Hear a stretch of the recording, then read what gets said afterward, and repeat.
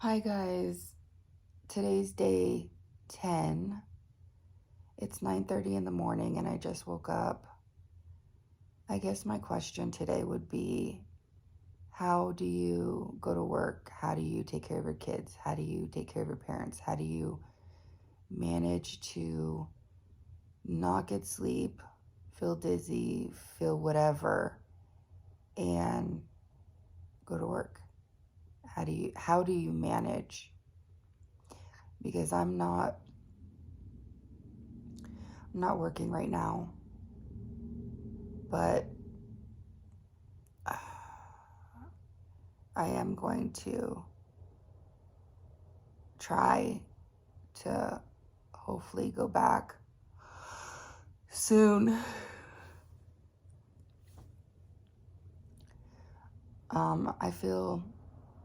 I feel decent. I still feel dizzy. I feel the insomnia. Um, it's weird. Like if people shake stuff, like bump into the couch, shake the bed, it makes me feel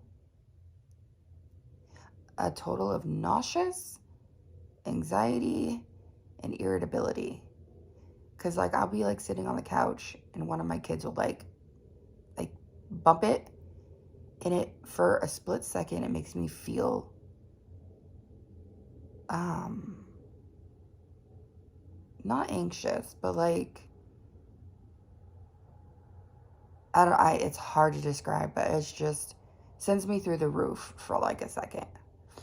Um Same with like shakiness. My husband was like filing his toes yesterday. He was shaking the bed and it same thing. It just I think it's just my nervous system is so out of whack that any movement that's not my movement is very uncomfortable. I wouldn't say anxiety, but very uncomfortable. Um, I am going to try to drive to my daughter to the store today because I haven't been driving and they've been so amazing, understanding, and I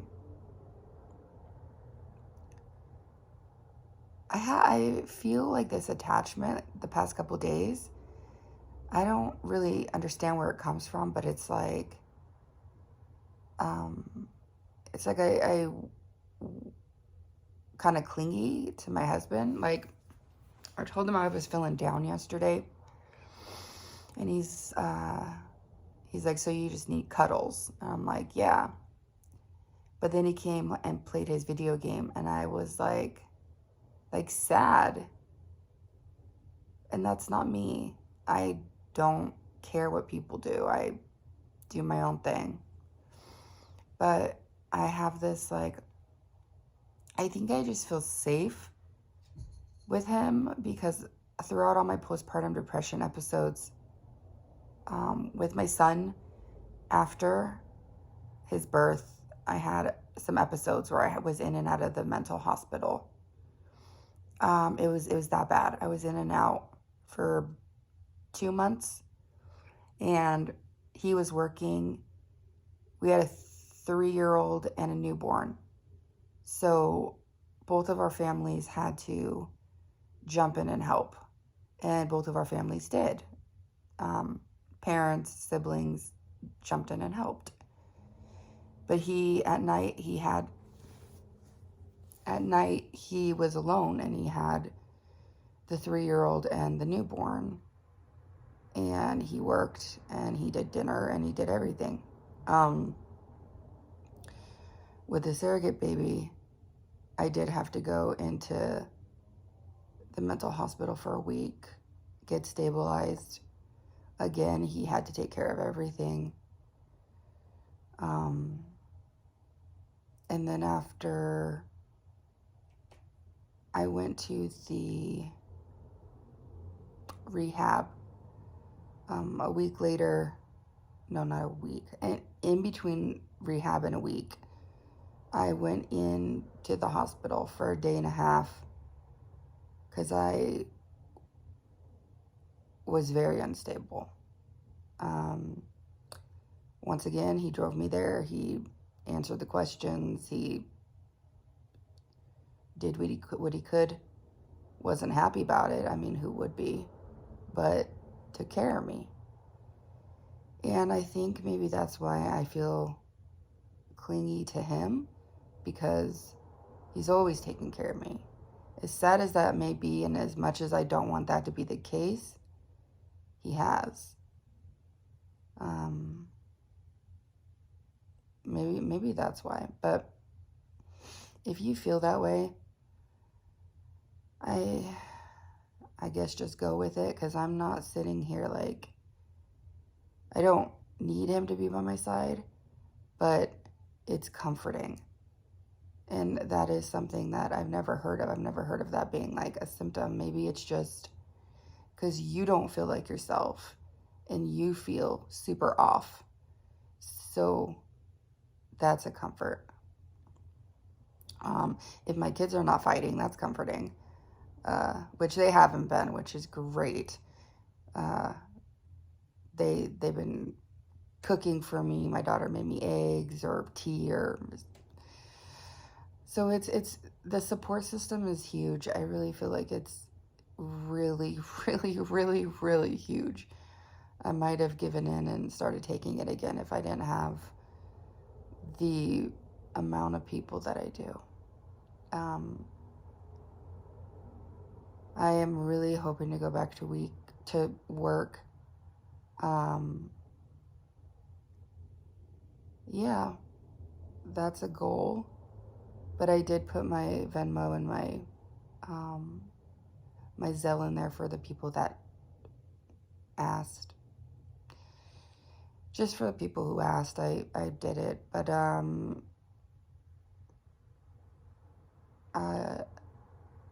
brain went dead.